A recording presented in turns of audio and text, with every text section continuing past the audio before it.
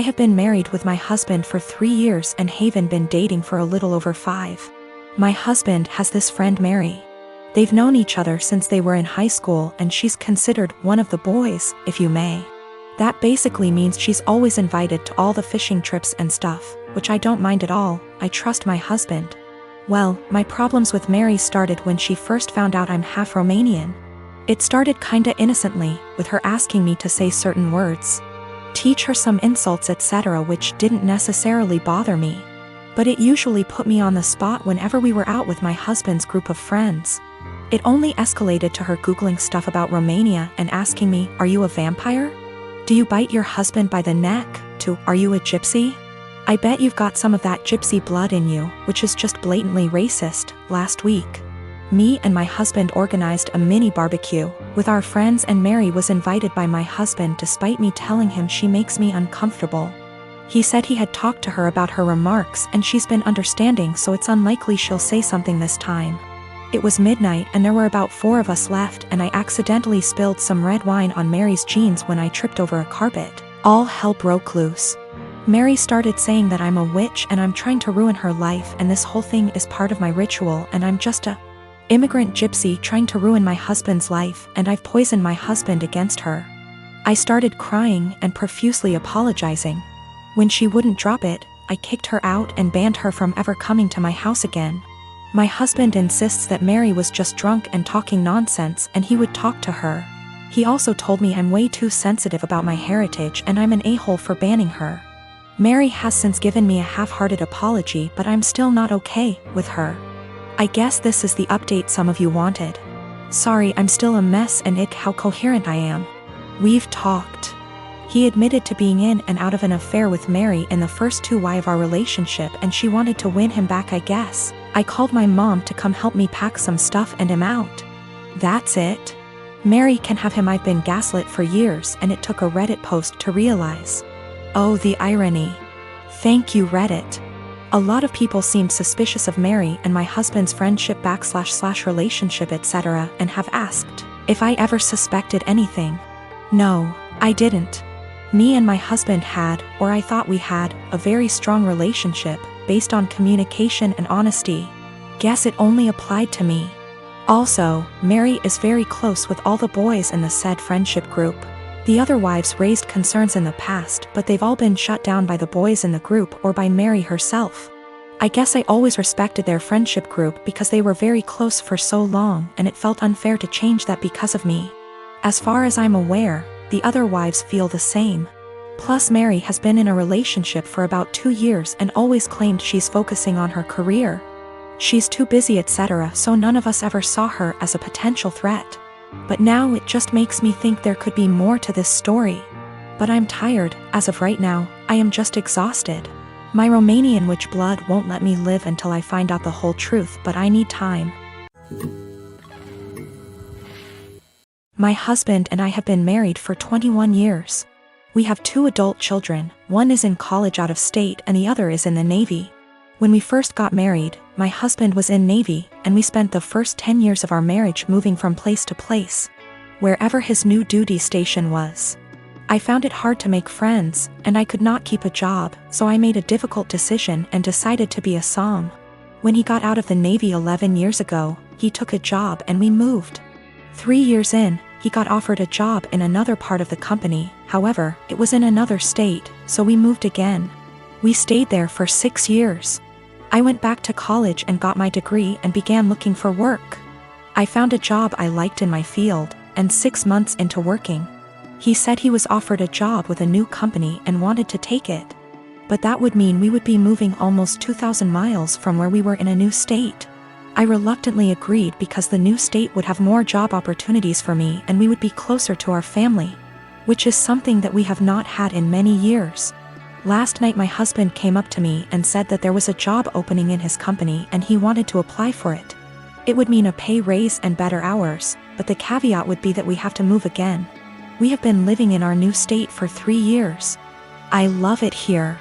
I have an amazing job and I am making great money. I finally have friends and am able to socialize. I told him that I am not moving again. Anytime we have to move, He always leaves first and I end up being responsible for selling / packing the house. And I am not doing that again. Our son's college is only 2 hours from here. We can see him twice a month. If we move, that means we would have at least a day's drive and would only be able to do that once or twice a year. Now my husband is upset with me and guilt-tripping me because he claims I do not support him. I told him that was BS because I spent most of my life moving from place to place to support his career. He told me that I am selfish and he is just trying to provide for us. I told him that we are more than comfortable where we are now, and that if he truly wants to take the job, he will be going alone. My husband and I have been together since I was 15 and he was 17. He joined the Navy right after graduation from high school when he was 18 and I was 16, but had to wait 2 years before we could marry. He works for a company that has plants in 15 states. He is currently in middle management, but if he wants to advance his career further, he would need to go to another plant out of state. Financially, we are more than comfortable. We do not need any more money. My son plans to stay in the place he is after college. We have a great relationship with him and he comes home 1 time a month and we see him 1 time a month. My other son comes home on leave whenever he can and stays with us. We are very close to both of the boys. I talked to my husband again tonight and told him quite firmly that moving again was not an option for me. The area he wants to move has very little jobs in my field and specialty in that area, and I would need to commute more than an hour one way for a job versus the 20 minutes I have here. We are sandwiched between 2 major cities, and if we move we would be an hour from the most major city. I would also have to take a massive pay cut and work a menial job to build a new network to find employment in my field. My husband is disappointed in me for not wanting to leave. He left to stay with a friend because he needs to think. He doesn't understand why I would force him to turn down an opportunity to advance his career further. I told him to take all the time he needs, but I am not moving again. I said I would revisit the possibility when I am ready for retirement in 15 years, but no sooner. I am a 39 years old male, and I lost my late wife 6 years ago. I have a 16-year-old son, Daniel, and I recently got engaged to my fiancé of 2 years. Her mom and I aren't on good terms because of how she behaves. She's a controlling, self-centered, Dolly Parton wannabe. I learned to ignore, but she's been annoying Daniel and criticizing his personality regularly. He's a private kid and still hasn't gotten used to the new family dynamic, but he's in therapy and is doing fine. She keeps diagnosing him left and right, calling him antisocial, autistic and other crap. Fact is, Daniel is a shy, well-mannered kid, but people confuse that with being antisocial. Mother-in-law tried several times to force Daniel to open up by embarrassing him with personal questions on family dinners and test his personality type. I've realized the effect her behavior had on Daniel, so I gave him the choice to no longer be in the same room / house as mother-in-law, and he appreciated this a lot. Mother-in-law didn't like that Daniel kept his distance and no longer visits and kept